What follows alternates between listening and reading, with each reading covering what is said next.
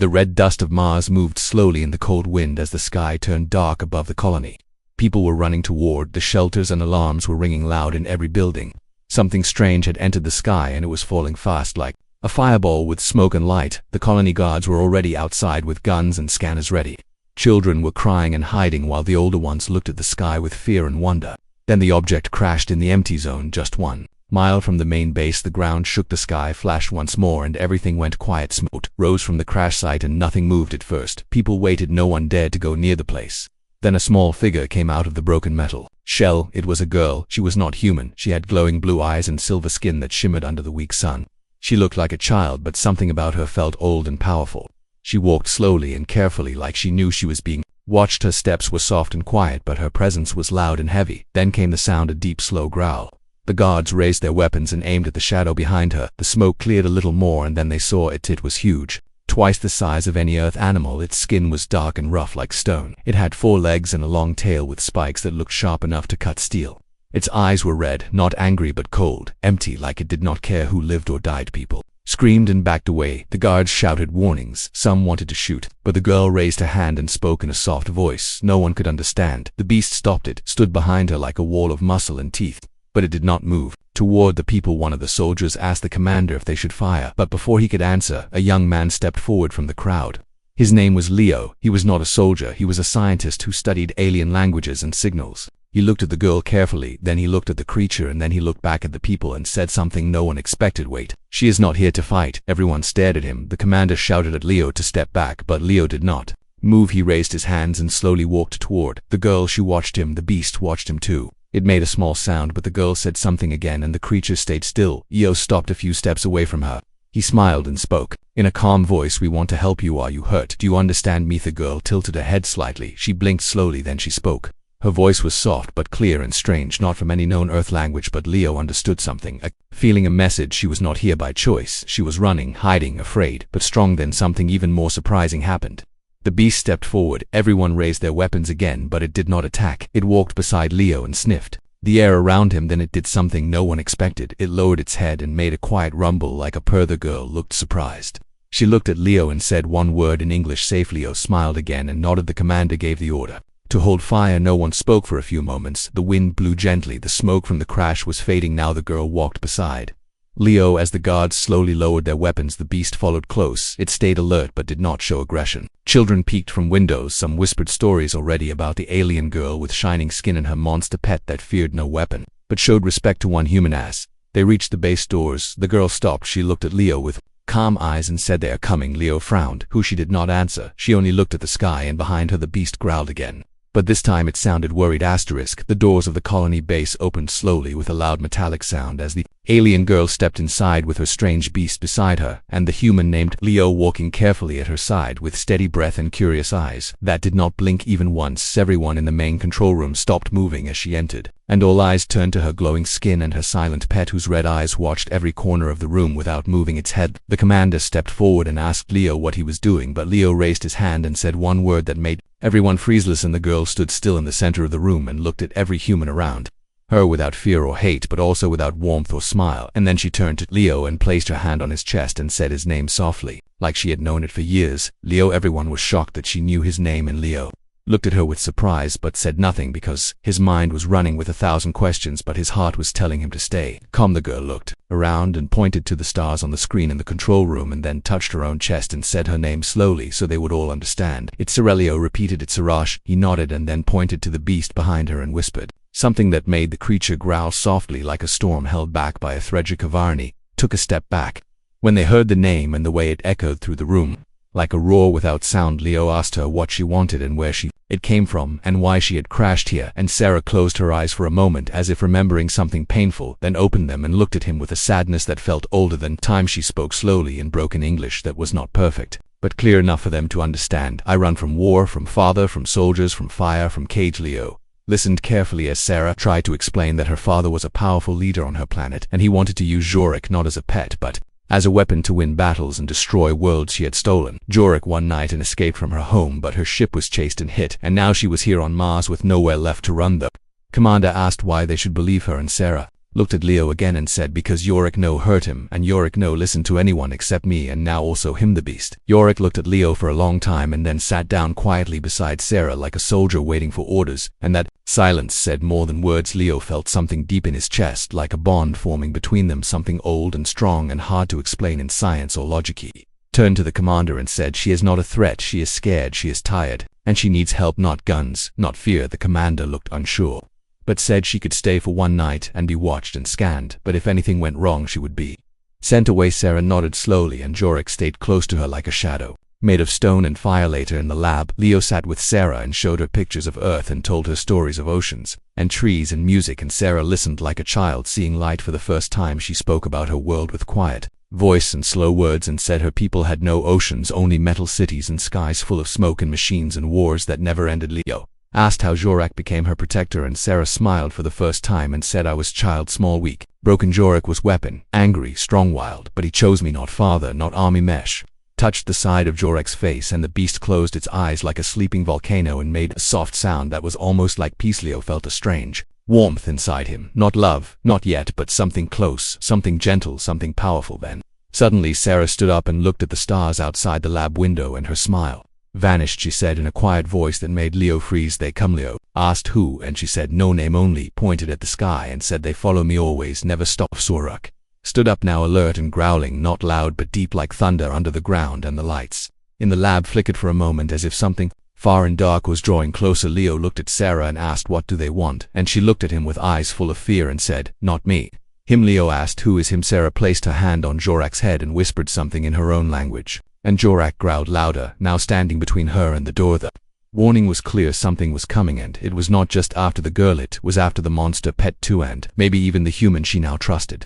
The stars above the Mars sky moved like quiet hunters as Sarah stood near the dome glass, staring into the deep night, with eyes that did not blink and thoughts that did not rest, because she knew the silence was not safety but warning. Zorak stood behind her like a stone mountain, breathing slow and heavy as if waiting for the sky to speak, while Leo worked inside the tech room, scanning signals and adjusting satellites to check if her fears were real. The air inside the colony base felt thicker than before, like it knew something was wrong but could not speak it out loud, and everyone moved a little quieter and a little slower, like their instincts were whispering things their minds refused to hear. Sarah had not eaten since yesterday, and Shorak had not moved from her side even once, his red eyes scanning the halls and shadows without stopping, his body still but his mind ready like a loaded weapon hidden behind glass. Leo came out of the tech room with a pale face and shaking hands, holding a small screen and speaking softly so no one else would hear they are coming. Sarah turned to him slowly and nodded like she already knew, and Leo showed her the signal wave bouncing from one side of the solar system to the other, a coded pulse, a frequency not made by humans, and moving closer every hour. He asked who they were, and Sarah sat down on the floor, crossing her legs and placing her hand on Jorak's head as the beast lowered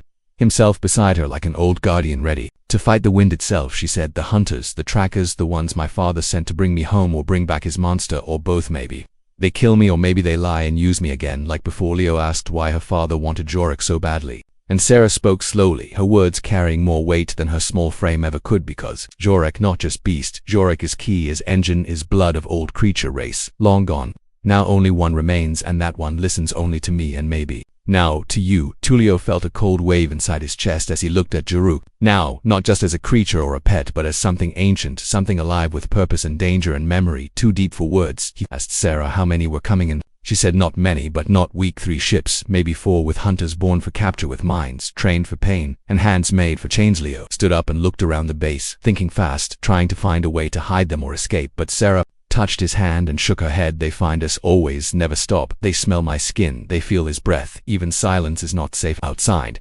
The colony stormlights began to blink yellow, then red, and the commander's voice came through the speaker, calling all teams to prepare for incoming object. No response from ships, no codes, no flags, just movement, fast and silent and dark. People began to panic again. Guards took position again, and the sky turned heavy with tension. Lee ran to the commander, trying to explain who was coming and why they had to protect Sarah and Jorak, but the commander did not listen fully, only said, we protect colony, not aliens, not beasts, and if they bring danger we push them out. Sarah heard it all and did not speak. She only closed her eyes and whispered something to Jorak, who stood slowly and let out a low sound that made the walls shake and the lights flicker like a warning from the earth itself. Leo ran back to her and said, we cannot wait here, we need a plan. Maybe we fake escape, maybe we hide in the mining tunnels, or maybe we. He stopped speaking when he saw Sarah's face, because she was not scared now but sad and quiet and ready for something. Terra Blazerok stepped in front of her as the sound of landing ships filled the air outside and the colony's defense cannons locked on targets that would not reply. Leo grabbed Sarah's hand and said, "We stay together no matter what," and she nodded slowly but said nothing, only looked up at Jorok, and then back at the door. Then the walls shook once more, not from storm, not from wind, but from force, from power, from engines of war landing. Without permission, without welcome, without mercy, the sky outside lit up as the hunter ships landed. Without words, and shadows stepped down onto the red soil, carrying weapons made for pain and machines made for control. Inside the base, alarms screamed louder than ever, and the people ran without direction as the commander shouted orders to block entry and raise shields. Sarah turned to Leo one last time before the door exploded open and the hunters came through, dressed in black armor with faces covered in steel and eyes that did not blink or feel. They walked like ghosts and moved like blades, and their leader pointed straight at Sarah. Without a word, Jorok roared so loud the metal floor cracked beneath his feet, and the hunters raised their weapons without fear. Sarah stepped forward slowly with Leo beside her and said one thing only: "Will not take command." The war inside the base began. Smoke filled the hallway as fire danced along the walls and the lights blinked like dying stars while the sound of weapons echoed through every room, and people screamed as the hunters moved forward. Without fear, without noise, without mercy, Zorak stood in front of Sarah like a wall made of muscle and rage, his eyes glowing like twin suns, ready to burn through steel, while Leo pulled her behind cover with shaking hands and a heart beating louder than the explosions around them. The hunters moved in perfect lines with perfect aim, and their leader raised his hand and pointed again at Sarah without emotion, like she was an object, not a girl, not a person, not someone who once had dreams. The base commander shouted through the comm system, telling all units to fight back and protect the colony, but his voice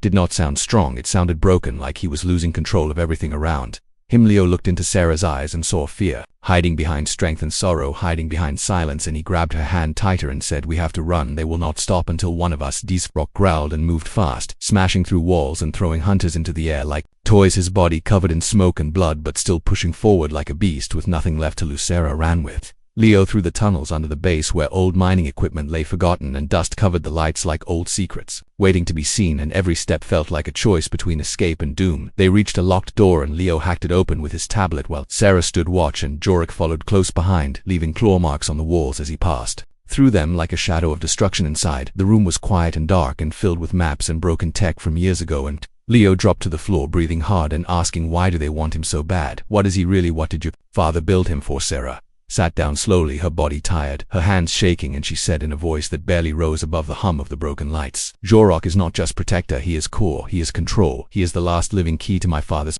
war engine, a machine that sleeps under my homeworld, waiting for command, waiting for the one it trusts." Leo stared at her with wide eyes and whispered, "Then you are the key to..." Sarah nodded and looked down at her hands as if she hated what they meant, and said, "I was born to lead him, not love him, not care, only command, only use. But I chose different. I ran, I refused, and now they want me back." Or Jorok made a soft sound like a sigh and placed his head near Sarah's lap like a dog seeking comfort, and she touched his face gently like he was more than weapon, more than legend, more than beast. Leo stood and began working on the broken tech, trying to find a way to send a message off world, maybe to Earth, maybe to someone who could help. But his fingers moved slow and unsure because doubt had begun to grow inside him like a crack in glass can. "We even trust you?" he asked without looking up. Sarah said nothing for a long time, then stood and walked to him and placed her hand over his heart and said, "Only this, I never lied to you and Jorok never hurt you, and still you doubt." Leo looked into her eyes and saw the hurt there like a storm behind glass, and he felt shame crawl through him like ice. But before he could speak, the wall behind them exploded and two hunters stepped through with electric chains glowing blue. Jorok roared and charged faster than thought,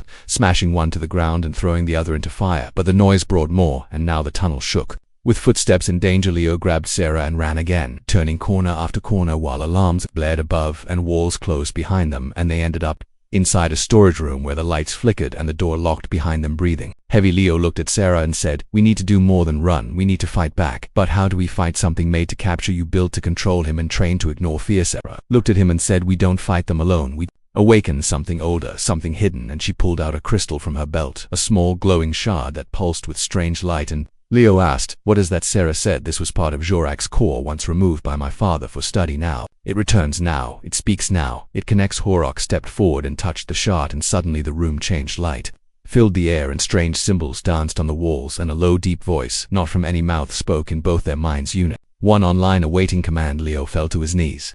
The shock too much, the power too close, and Sarah whispered something in her own language, and the voice replied, "Command accepted, preparing activation." accepted, preparing activation. Outside, more hunters gathered near the door, and the base systems failed one by one as the invasion neared its final phase. But inside that room, something old began to wake, something silent and sleeping and angry. And Sarah whispered to Leo, "You still doubt me?" Leo looked up slowly, eyes wide with fear and wonder, and said, "Not anymore."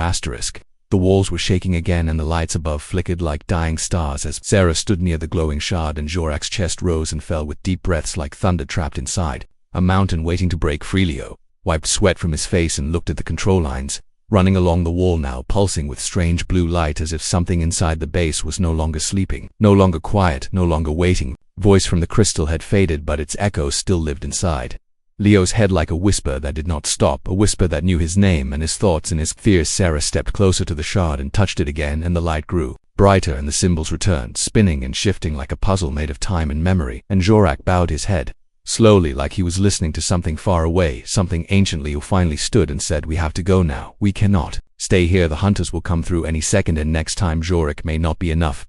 Sarah nodded and said, "The ship in the hangar bay can be fixed. I saw its engine. It only needs a new core, and this crystal can be that core. It is power. It is power. It is key. It is home to the command." They Leo agreed and started running through the lower tunnels, with Sarah and Jorak following close, and every hallway they passed looked more broken, more burned, more lost than before, like the base itself was giving up. When they reached the hangar, they found the small escape vessel, half covered in dust, half crushed by a fallen pipe, but still whole, still breathing with weak lights blinking like a heartbeat in sleep. Leo opened the hatch and climbed in, checking the systems and calling out to Sarah, "This can fly. It just needs time. It just needs fuel. It just needs you." Sarah stepped inside and placed the crystal in the core slot, and the ship gave a soft hum like it was waking up from a dream it never wanted. And Jorak stood at the entrance, watching the door, watching the shadows, watching the sky. Then a sharp sound rang through the air, not explosion, not alarm, but a scream, metal and cold, and near. And Leo looked up just as a hunter dropped from the ceiling and landed hard on the floor before Leo could move. Jorak leaped forward like a beast on fire and slammed the hunter against the wall, but more came from behind with electric chains and silent feet and eyes that did not blink. Helped Leo start the engine as the lights turned red and the hunters moved closer, and Jorak roared and smashed and bled and burned with every strike. But they just kept coming like waves with no end. One hunter reached Sarah and grabbed her arm, but she shouted a word in her language, and the crystal flashed and sent a shock through the room, throwing the hunter back and powering the ship fully for the first time. Leo shouted, "We are ready, get in." Nasira turned to Jorak and called his name, and the beast looked at her, then looked at the fire, then looked at the hunters, and let out one long growl filled with rage and pain and love. He ran toward them like a storm of stone and flame, smashing through bodies and machines until he reached the door and slammed it shut from the outside, locking it with his own weight, his own life. Leo screamed, "What is he doing? No, he has to come with us." But Sarah stood frozen with tears in her eyes as she whispered, "He is choosing again, like before. Like always, he protects." The ship lifted from the floor and the engines roared, and outside the door Jorak gave one last cry that echoed through the fire, through the metal, through the stars, as the ship broke through the top of the hangar and flew into the dark red sky. Leo held the controls tight, his hands shaking, and Sarah sat beside him, silent, holding the empty place where Jorak should be. They flew higher through the storm, through the smoke, through the night, and Sarah whispered, "We go to Titan. They cannot follow us, their old base, old code." Old Alizello nodded but said nothing because his heart was heavy and his thoughts were loud, and his eyes kept seeing the beast, the one who stayed behind, the one who never spoke but always protected behind them. The colony base burned, and the hunters searched through ash and sparks for a girl who was already gone and a monster who refused to be taken. The stars opened above like a map of escape, and Leo pushed the ship faster while Sarah closed her eyes and placed her hand on the side panel where the crystal still glowed like a promise. Then Sarah whispered one word and only one. "Wait." Leo looked at her confused, but Sarah did not explain. She only stared at the stars and whispered again, "He always finds a way on." Far behind them, deep in the fire, something old, something broken, something angry opened its eyes once more. The silence inside the ship was not peace, it was something else. Something heavier than noise, something cold and invisible, pressing down on Sarah's chest as she sat beside Leo, watching stars pass like ghosts through the window. Leo kept his eyes on the control screen, adjusting course, scanning systems, and checking power again and again. Though everything was working fine, though the engine hummed like a heartbeat, though the crystal in the core still glowed with soft blue light, Sarah had not spoken since they left Mars, not since Jorak closed the hangar doors, not since his roar faded into fire, not since we felt part of her soul stay behind in that broken place of smoke and blood. Leo wanted to speak, wanted to ask if she was okay, if she believed Jorak was alive, if she knew where they were really going, but instead he said nothing and only flew forward Into the black. After some hours, the ship's system beeped and the screen showed an old signal from Titan, an abandoned listening post now reactivated, now awake, with a message that said only one word in human code: welcome. Sarah looked at the message and nodded, then pointed to the symbol beside it, the mark of an old Earth-Tehran Alliance project shut down years ago. After peace failed, after walls were built, after friends became enemies. That place knows me, she whispered. That place hid me once. Before they will hide us again. Leo followed the coordinates and the ship moved through the belt of ice and dust into the orbit of Titan, where dark towers slept beneath the yellow clouds and frozen plains stretched wide like ancient bones. The landing was rough but safe, and the moment the hatch opened, Sarah stepped out and breathed the cold air like it was memory and pain and safety all at once. Titan's base was quiet, with flickering lights and slow airlocks and hallways covered in frost, but the systems responded to her presence. The doors opened for her, the lights brightened around her, the cameras turned to watch her without threat. They walked deep inside and found a control room where machines had not moved in years, and still the walls knew her name, and the data core opened its arms to her mind. Leo explored the lower levels and found storage filled with food and tools and broken robots, and in one dark room he found something else: a man sitting on the floor tied in cables, half asleep, half awake, whispering numbers and names in a language Leo did not know. He called Sarah and she came running, and the moment the man saw her he smiled and said, "You found me, little spark. You found me again." His name was Rilis, once a scientist, once a soldier, once part of her father's war, now broken, now fading, now hiding in the cold. Sarah knelt beside him and asked if he was alone, and Rilis laughed with dry lips and said, "Not alone for long. They followed me once, they followed you now. They never stopped, little spark, never stopped." Leo watched them and asked who he was. "Really?" And Sarah said, "He built the early tech, the first Neuralinks, the maps of Jorak's brain before my father made him into weapon, before I ran, before the Fourilis." Coughed and held out a small device, a memory node wrapped in frozen wire, and said inside, "This is everything, the truth, the plan, the weapon, the names, the lies, even you, Leo, even her." Leo took the node and connected it to his tablet and read the data, and his hands began to shake as images passed by, as names lit up, as faces he knew appeared in hidden files, and one of them made him stop breathing. The base commander from Mars, the one who said protect the colony, the one who gave Sarah one day of safety, the one who warned them about the hunters. His face was there, marked as inside contact with a bounty ship signed under a deal to capture Sarah, not help her, not shield her, but sell her. Leo felt the blood leave his face, and Sarah saw it and asked, "What is it? What do you see?" And Leo showed her the file and whispered, "He lied to us, he betrayed us. They never found us by accident." He told them. Sarah stood in silence as her eyes filled with heat, and her hand touched the wall beside her like she wanted to crush it, and said, "Only one thing, he will pay." But Leo shook his head and said, "It is not just him, there are more." Rilis said, "There are humans and aliens working together behind closed doors. They want Jorak's link. They want your power. They want your blood and mine too." Maybe the lights flickered and Sarah turned toward the control room, where a new signal blinked red. Not a call, not a message, just a trace. Someone was looking. Someone had pinged the base from far, but not far. And Aphraels laughed again and said, "They are coming, always hungry, always fast, and I am tired now, tired of running, tired of cold, tired of guilt." Sarah touched his shoulder and said, "Rest now. I will fight for both of us." Leo looked at her and saw something different in her eyes.